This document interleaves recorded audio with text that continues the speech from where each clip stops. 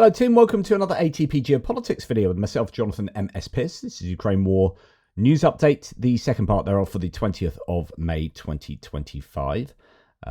Notwithstanding the breaking news update I did on the phone call between Trump and Putin. We're going to do military aid and quite a lot of news today. It is a good day, or it's been a good few days, it's a few days in the making for Ukraine in terms of military aid. It seems to be flowing a little bit more, or at least the pledges are coming in where we hadn't really heard many for some time. We're going to start with news from the EU. Big move from the EU, says no reports. They've agreed in principle on a 150 billion euro fund, safe fund, to boost Europe's defence. So this was Ursula von der Leyen's plan to kind of mobilise the defence industries and the nations inside Europe. They needed funding. There's 150 billion euro of cash that will be raised through joint borrowing and loaned to EU countries and others like Ukraine for defence projects and strengthening the arms industry. That could raise to the original claim of sort of 800 billion, so on and so forth. They've changed the debt regulation basically that EU countries have to adhere to as well. So that's really good news. And indeed, the UK has just done a deal with the EU as well to lead to our defence industry being able to play a part in provision of weaponry and equipment to Ukraine through, I presume, contracts that countries might take. They can actually go and get them from UK defence concerns, it appears now. So that's good news from the UK's point of view. Now talking about aid to Ukraine, we had at the end of a little excerpt, Trump saying that money spent on Ukraine was pissed away. His words, not mine. He claimed he made 12 times more in just a few days in the Middle East than the US had spent. Pretty controversial claim. So very dismissive of the aid that they have given to Ukraine, even though at times he's saying 500 billion, 300 billion, 500 billion, saying it's incredible amounts of money and they need that repaid. And then at another point saying, yeah, they just pissed it away, whatever, very dismissively. So anyway, what's interesting about US aid is this, and Shashank Joshi has pulled this up from CSIS, that gives us an indication that aid from the US will still continue to flow due to contracts that have been pre-signed. Helpful chart showing projected US aid to Ukraine, which is already in the proverbial pipeline. Weapons and support from contracts signed in the past 3 years will continue flowing to Ukraine for years to come. So nothing to do with this particular administration. It says continuing to the transfer of weapons systems already in the pipeline, allowing Europe to purchase US weapons, permitting intelligence sharing, and a major effort by Europe to bolster production would make a US cutoff more manageable for Ukraine. It's not the end of the road if the US pull out. Things are taking place in terms of the EU, Europe in general, closing that capability and capacity gap, but also with the US equipment still being delivered after any proposed cutoff point due to contractual obligations. So we have the delivered stuff in the dark blue and then estimated future deliveries right through sort of 27 and 20. In fact, proposed deliveries are higher than we saw last year because, of course, there was that pause put on for 7 months that really hit Ukraine hard. But it had already been sort of dropping from there from before then, but had then raised up as Biden was coming to the end of his tenure, started throwing everything and the kitchen sink at Ukraine ahead of the inauguration. And then the inauguration came and we've seen a big dip, but the orders coming in should provide Ukraine with continued stuff. I don't quite know exactly what will be provided and when. Now, massive news. I have reported this already, but I'm going to just give a little bit more detail about this. Belgium seem to have turned up to the party. Well done, Belgium. Bring it on, waffles and all. Welcome to helping Ukraine in a major way. And Belgium's actually got a fairly decent arms industry as well. So they have the the ability to play a role in supporting Ukraine a lot more than they previously have done. Belgium confirms a huge investment in Ukraine, says Tim White. Defence Minister Theo Franken points out the vast majority of the €1 billion pledged to Ukraine helps Belgium. Quote, in-house production means that a significant portion of the funds are returned to the Belgian economy and support employment in our defence sector. So that's what I've said before a number of times. You've heard me say it over and over, that actually this acts as an economic stimulus if it is spent inside your own country. Actually, the number of items that are going to Ukraine, or at least a range of items going to Ukraine, is pretty interesting. So there's a massive €1 billion aid package, and it includes 20 upgraded Cerber or Cerberus air defense systems. No one seems to know what these are. I can't find any details of these anywhere. I presume they are some kind of new air defense system. The idea, from what I hear, is they're designed to take down Shahed drones, but that could just be speculation. Then we have this Leopard battle tank that I mentioned in my live stream the other night, but actually we've got some more information on that now. A Leopard battle tank, Leopard 1, but with a new turret.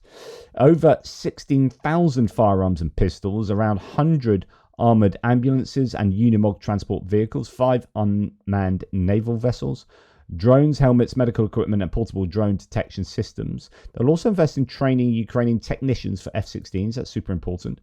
Belgian experts will help train both fighter pilots and future mine hunter crews, as well as demining specialists. So a real wide-ranging package there. That's pretty good to see. I don't know if there's anything here that wasn't mentioned in that, other than personal protective equipment used for use against chemical, biological, radiological, and nuclear threats. I think other than that, it's all there. And then we're going to hear a little bit about this Leopard 1 main battle tank sporting an unmanned, auto-loading 105mm C3-105 turret from John Cockerell Defence.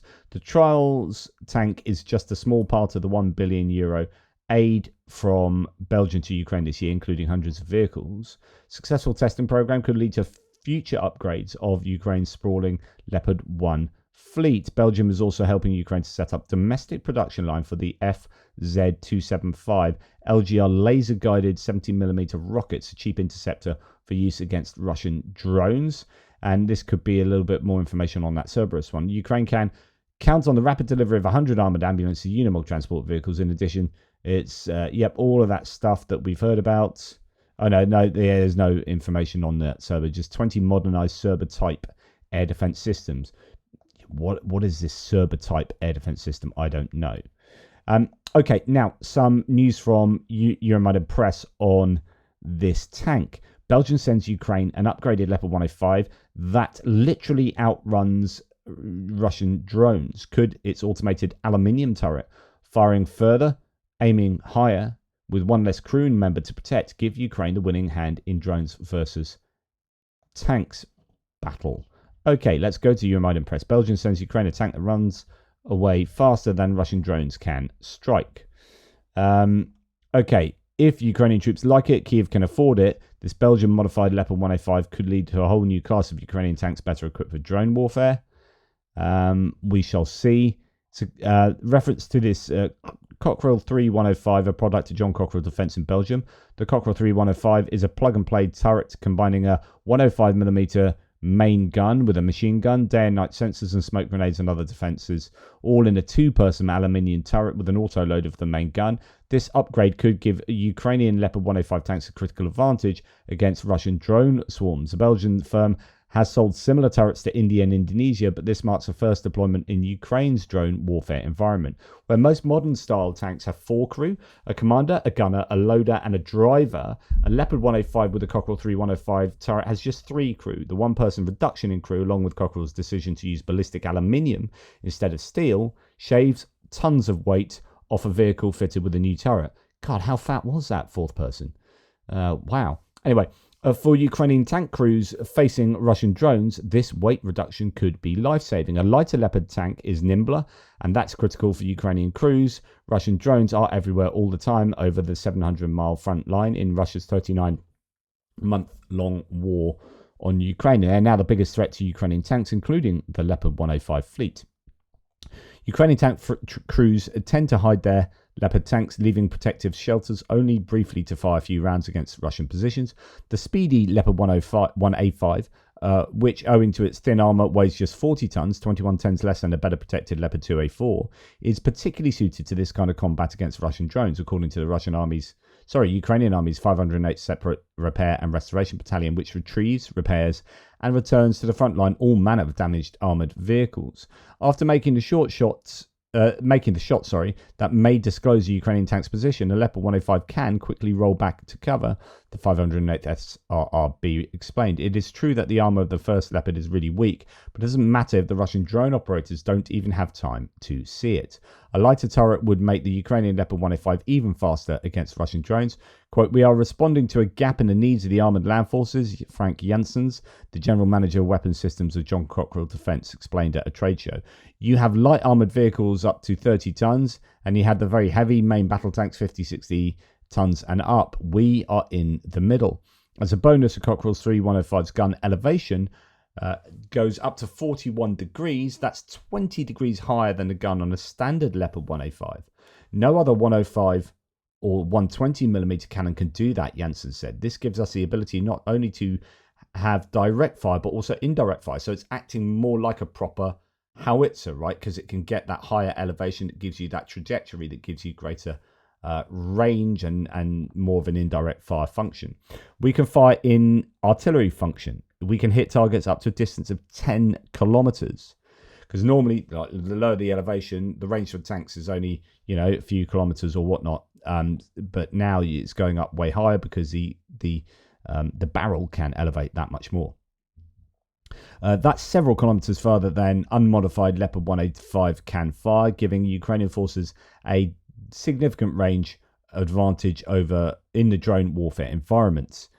Shooting from further away helps protect Ukrainian Leopard tanks from the most dangerous Russian first-person view drones, which tend to range just a few kilometers under normal circumstances before they outdistance their command signals. Radio repeaters fitted to Russian drones or balloons can extend the FPV's effective range, but these repeaters are expensive for Russian forces.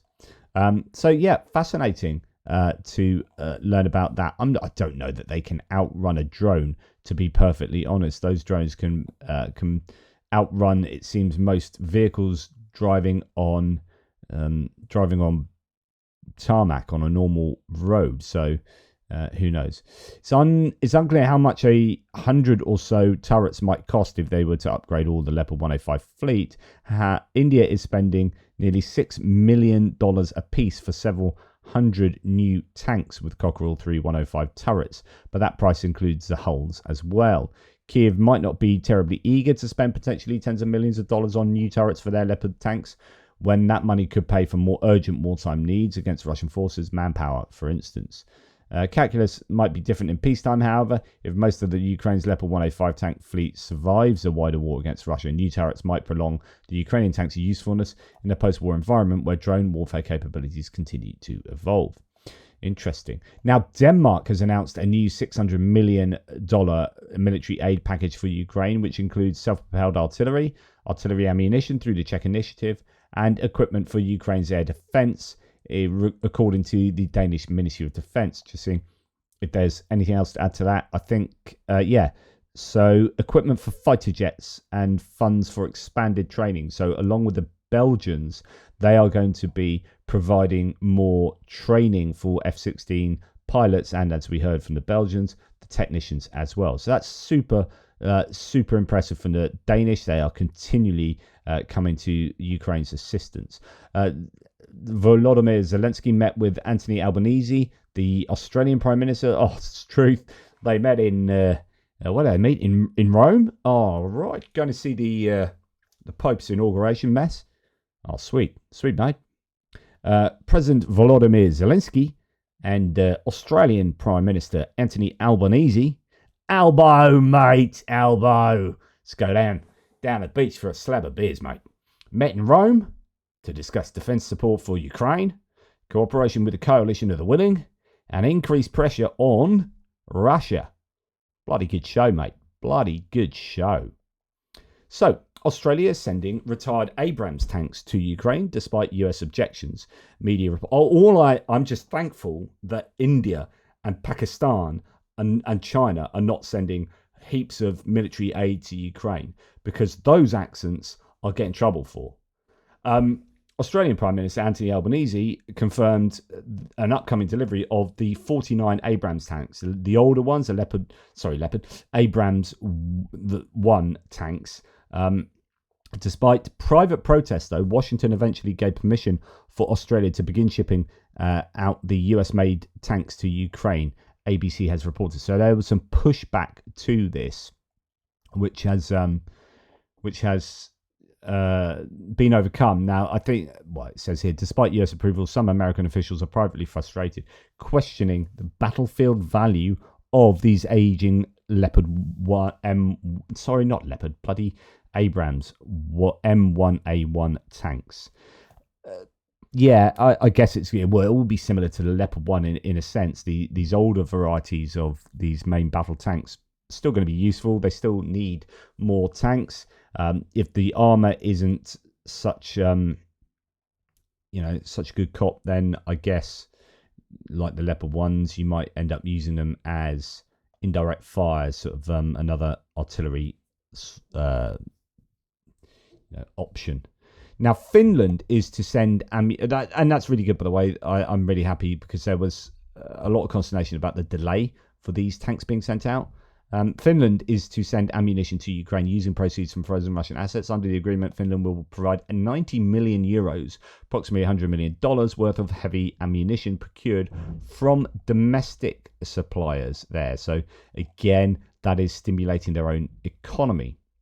Now, talking about this, so Finland supplying 90 million euros of heavy ammunition to Ukraine, funded by proceeds from frozen Russian assets. The deal made with the EU boosts both Ukraine's defence and Finnish industry, says their defence minister. Let's dip into this. So Finland has been selected as one of the states implementing European Union measures to supply Ukraine with defence material using proceeds from frozen Russian assets. Finland has made an agreement with the European Commission to supply the heavy ammunition. The ammunition will be procured from Finnish suppliers, and the procurement will be funded with proceeds from frozen Russian assets, which will be channeled through the European Peace Facility. The agreement is valued at 90 million euros.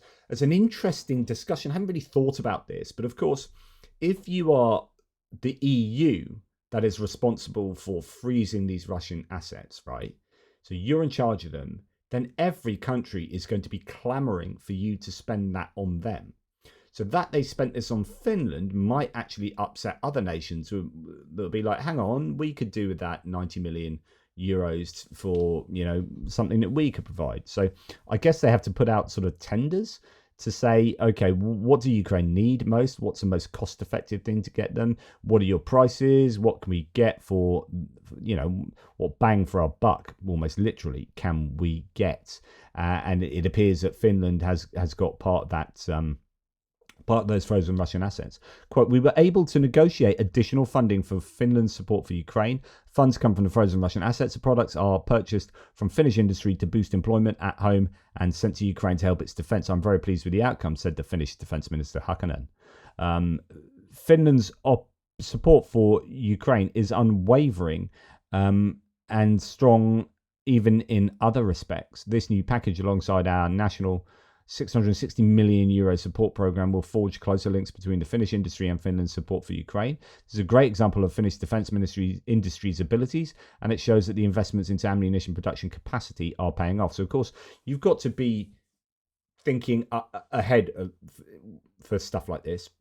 You can't just suddenly manufacture a whole bunch of heavy ammunition unless you've got the capacity to do so. And in order to get the capacity to do so, you've got to do some pretty bold forward thinking and assure the manufacturers that there will be orders going in 1 to 2 years time, that this isn't just a flash in the pan. And that's been a challenge for provision of artillery ammunition from predominantly private concerns. When you look at the US, they've been able to mobilize the government-owned industry in, say, Pennsylvania. With the shell manufacturing plants they were able to react more earlier on in the war because they were state-owned concerns, and the state isn't so concerned with like making a profit. They need to help out. The objectives are strategic in terms of national security and politics, whereas the objectives for a private and military industrial concern are predominantly profit margins. So you're not going to build up a production facility to create greater output if the orders are going to die off in a year's time. You need to make sure that there's 5 years of orders going to come in, or whatever it might be, in order to justify investing in all the capital to build up production facilities. So that's taken some forward thinking, and it looks like, as it says here, it shows that our investments into ammunition production capacity are paying off. So it looks like that might have been government investments into private ammunition production capacities. There must be public-private partnership going on there or something. Now, Ukraine is offering investment and cooperation to the US manufacturer, the Patriot air defense system, according to the Ministry of Defense. So Defense Minister Rustem Umerov has recently met with Raytheon Vice President Joe D'Antona to discuss expanding collaboration. That's incredibly important. If they can start building Patriot PAC-3 missiles in Ukraine, then that will go a long way to solving some of the bottleneck problems with Patriot interceptors, and not just a bottleneck problem, but the provision of them. Someone's got to pay for them. If Ukraine can build their own at probably a much cheaper cost in Ukraine, then that's really going to help them. The only question is how long. How long will it take to get that kind of facility up and running? And I'd expect a good couple of years. So, yeah, they need them now. Timothy Milovanov says Ukraine is building weapons faster and cheaper than the West, and 35 times more than in 2022. It can still do twice more, but lacks the financing. I've talked about this an awful lot. This is Wall Street Journal saying Ukraine's arms output grew from 1 billion in 2022 to 35 billion in 2025. And it still can't fight Russia alone, however. The Bogdana, a self-propelled howitzer I've talked about quite a lot, helped retake Snake Island in 2022. It cost 2.8 million versus 8.76 million for Sweden's Archer, or 4 million for France's Caesar. I thought actually Caesar was a little bit more than that, but I've been saying that, yeah, it costs about half of a Caesar. My goodness, the Archer is even more expensive. I mean, the Archer is an amazing piece of kit, right? But like I've said to you before, would you rather one Archer or 3 Bogdanas throwing lead over the contact line? Well, I guess, the Archer probably isn't 3 times as good as a Bogdana, so you'll probably take 3 Bogdanas. And that would be also stimulating Ukraine's economy from a Ukrainian point of view. And the other benefit is it's easier to repair because spare parts arrive in 24 hours. Russia makes around 40 artillery guns per month.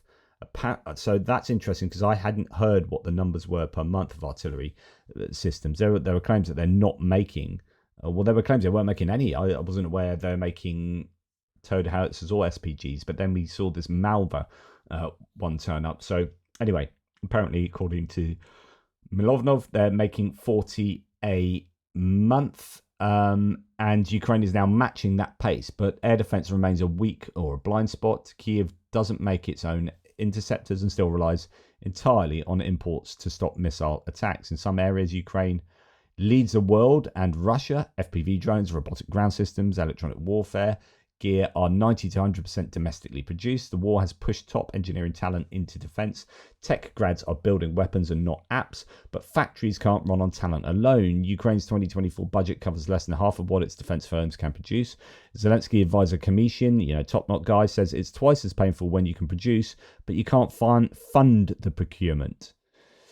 That's why some allies use the Danish model. Instead of sending weapons, they fund Ukraine's domestic purchases. Denmark is paying for 18 new Bogdanas. It's fast, cheaper, and keeps Ukrainian factories running. Ukraine needs 3 to 4 million 155mm shells a year. A private plant licensed by the Czechoslovak group planned to make 100,000 rounds in 2024, 300,000 in 2025. It's now frozen because there's no state funding. Wow.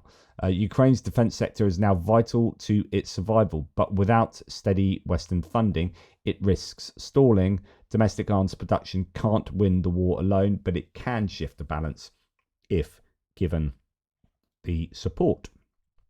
And I'm going to move on now to an innovation from the Ukrainians again themselves. The Ukrainian Mavic is testing a net launcher with a 12-leg aluminium spider. This system launches a wide diameter circular net to increase the chances of ensnaring its prey, typically a Russian Mavic or FPV drone. Okay, so let's have a look at this a little bit more closely.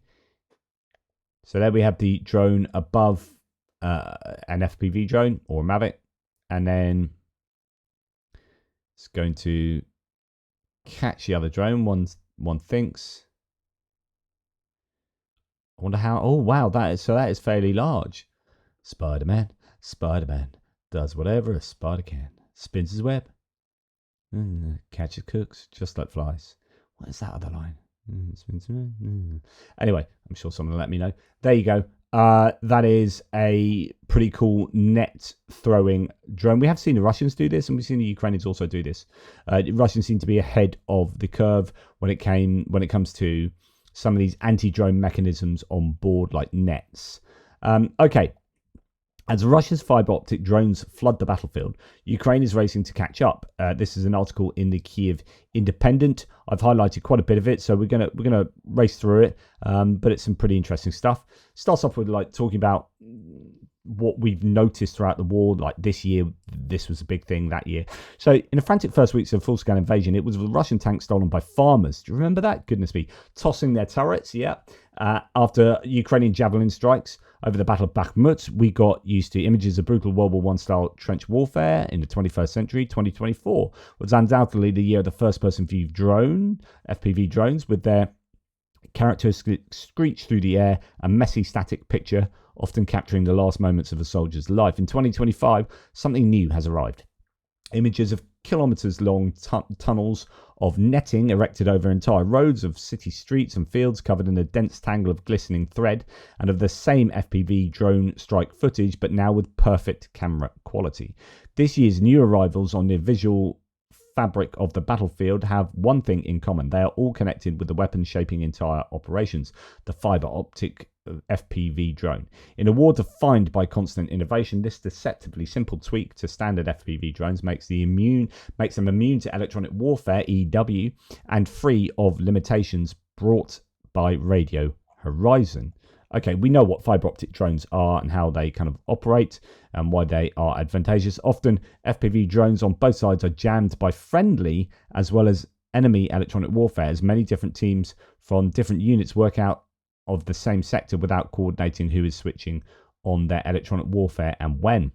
Fiber optic drones remove all of these problems from the equation, and for that reason have been game changing, as well as all these other benefits that I haven't read out to you. Okay, going to join the article later. Quote, they're really great when you need to fly into some kind of building, like a large shed or hangar, to have a look inside if there's something there with the ability to strike it straight away, said Alexander Skid, an FPV drone team commander in Ukraine's Achilles Strike Drone Regiment. Quote, the same goes for the other types of cover and flying in forested areas. So, of course, your signal is not going to be interrupted by trees or by the building walls or whatever. You're connected constantly to the fiber optic.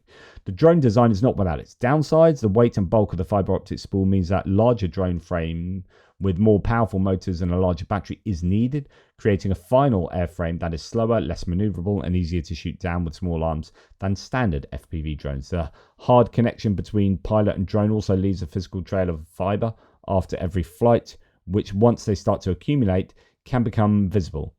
Quote, the fiber is very reflective in the sunlight and it makes it possible to find the place where you fly out of, said Skid. That's why it's better to switch positions more often. But basically it goes on to say that the origins of these were in Russia, and Russia had the advantage in terms of fiber optic drone provision. Goes on to say in the playing catch-up section, seeing the importance of the technology Azov, along with many of Ukraine's more specialized drone units, have been quicker out of the gate to experiment with and adopt fiber optic drones. With Ukraine's FPV drone production already well developed at scale, the ability to pivot to more production of fiber optic simply requires a stable access to quality cable, most of which comes from China. In Ukraine, ready-made fiber optic spools are available for purchase on online marketplaces, AliExpress, though, as with all drone parts, manufacturers are looking to move away from dependence on China due to the country's warm relations with the Kremlin.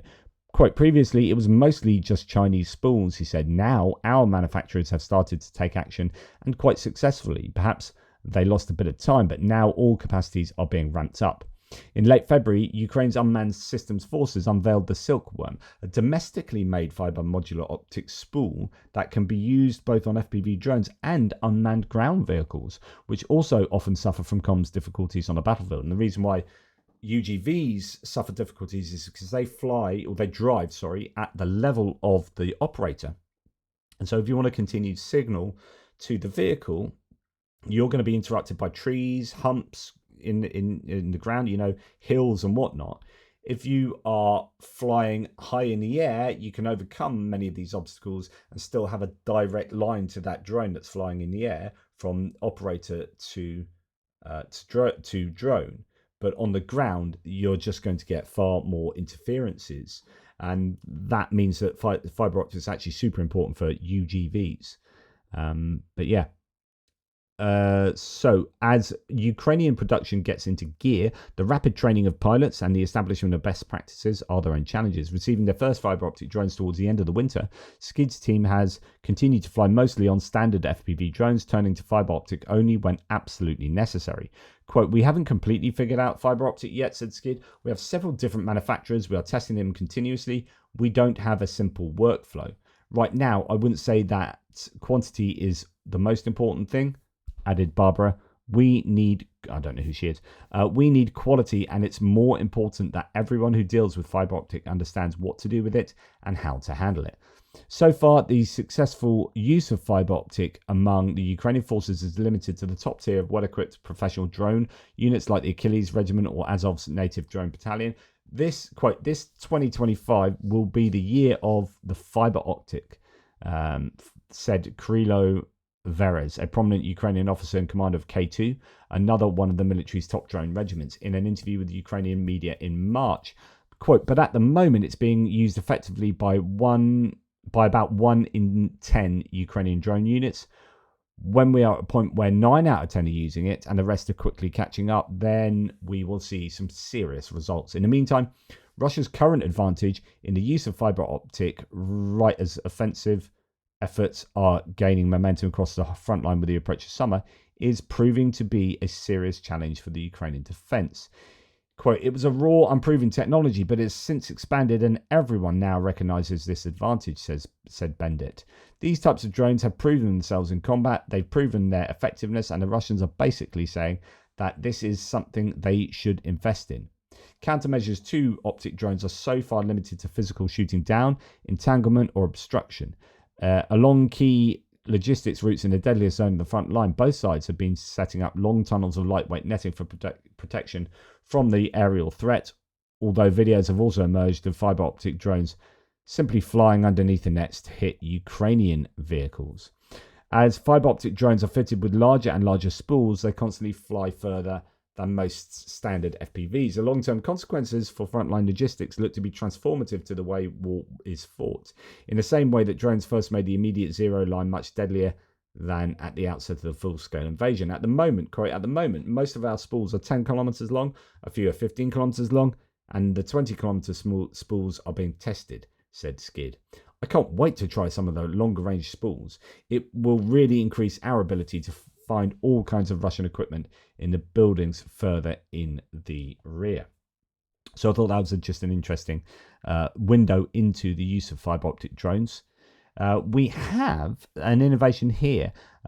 So what is it? Roy says, is a pretty good source, says China is developing bolt-on glide kits with terminal laser guidance for 152mm and 155mm artillery shells. We sort of had these with the Excalibur shells and bonus shells and whatnot. They will apparently be launched from heavy drones.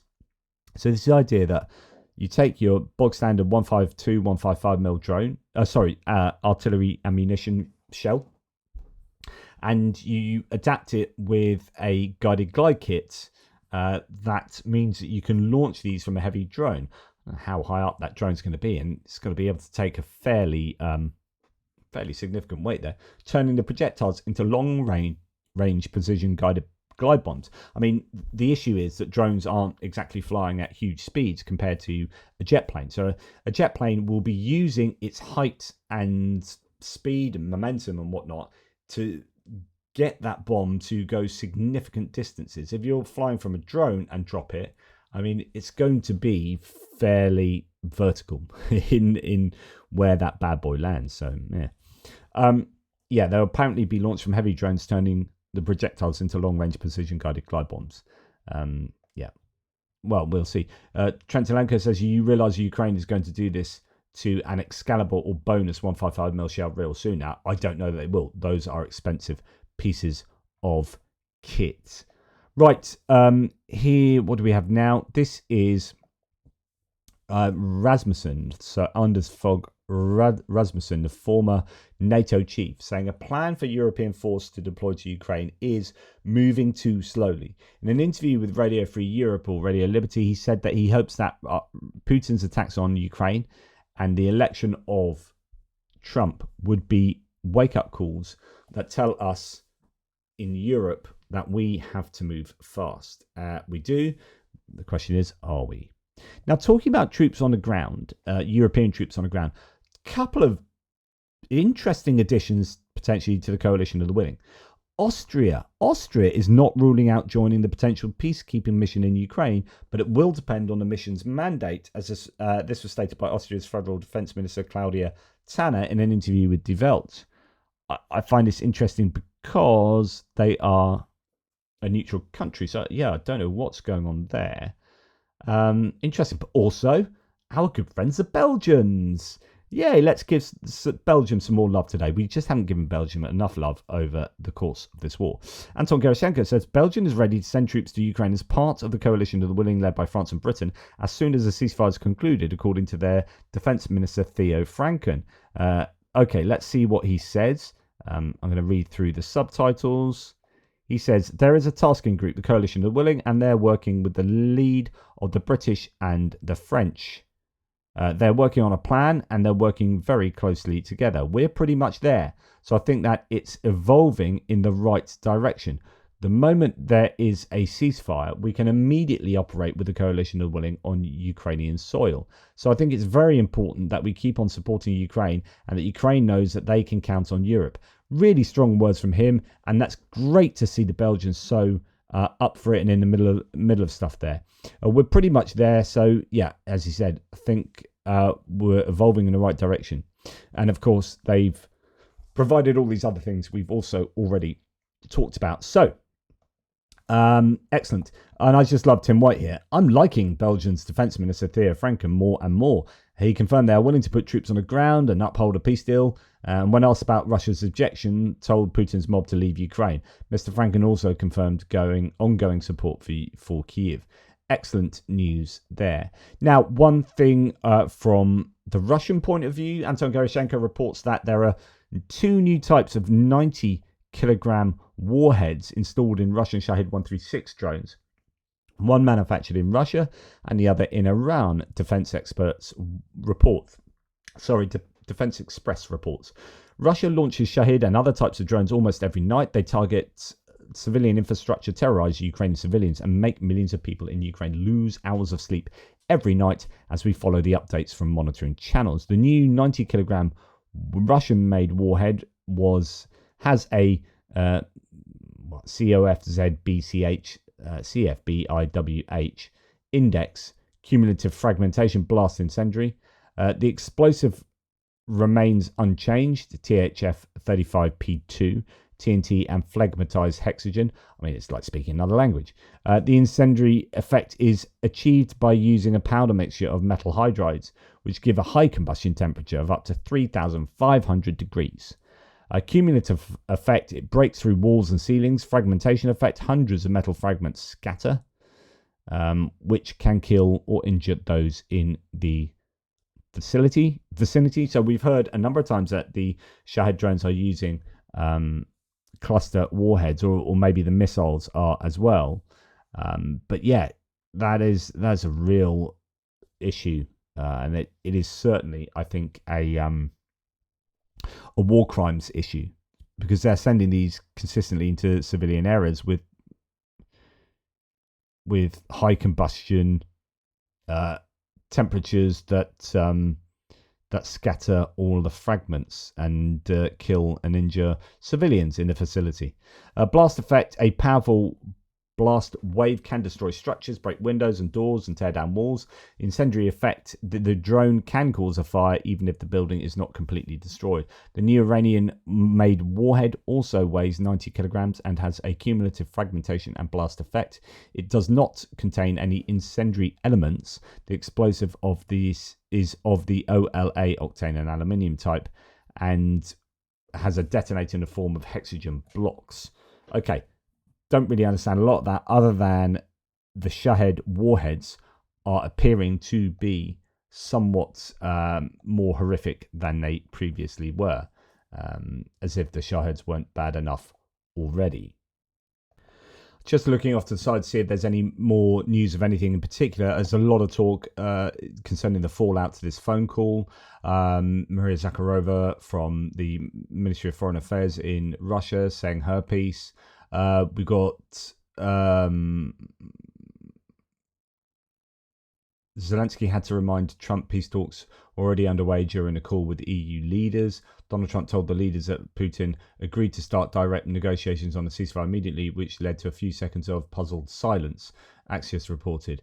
Zelensky reports a productive call with Italian Prime Minister Giorgia Meloni. They discussed yesterday's call with Donald Trump, and EU leaders agreed to coordinate next steps and explore potential platforms for talks with Russia, stressing the need for a ceasefire and honest diplomacy. Giorgia Meloni does seem to be becoming quite important, I think. She has the ear somewhat of Trump, being a kind of right-wing, almost MAGA type leader, but in the mainstream in Europe, and she's become more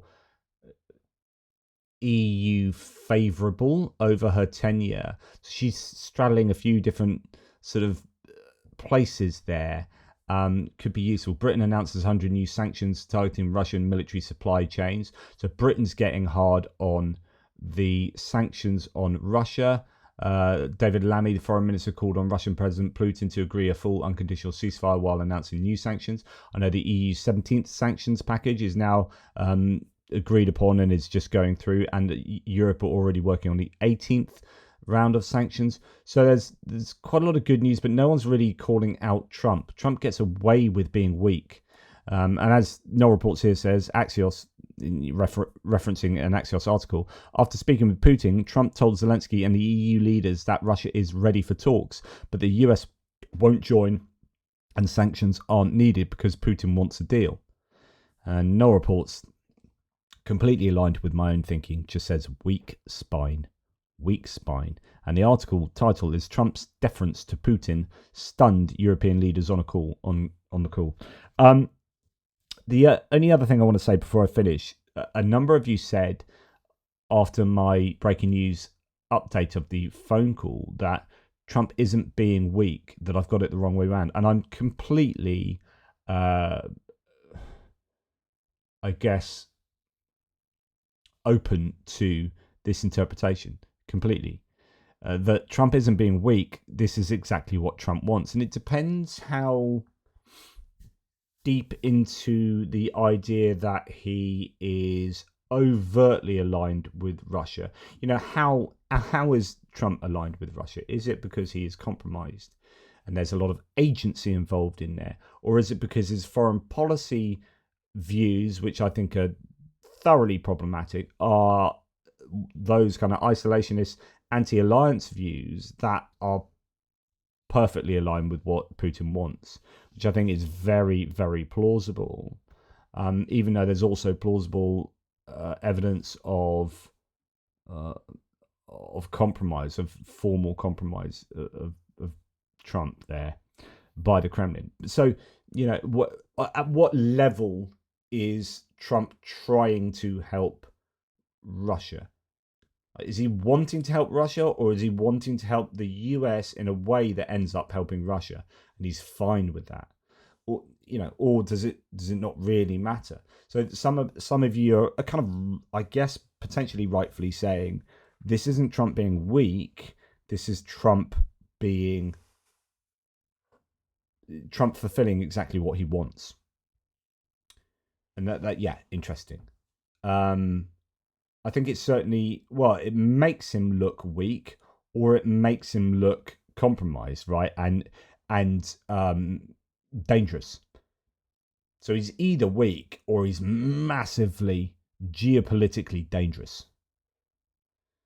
But it's just frustrating that no European leaders are formally calling him out, because obviously they don't want to incur the wrath of someone that will hit you with sanctions at the drop of any hint of a criticism, no doubt. Anyway, that's enough from me. You guys take care. I'll speak to you soon. Toodle pips.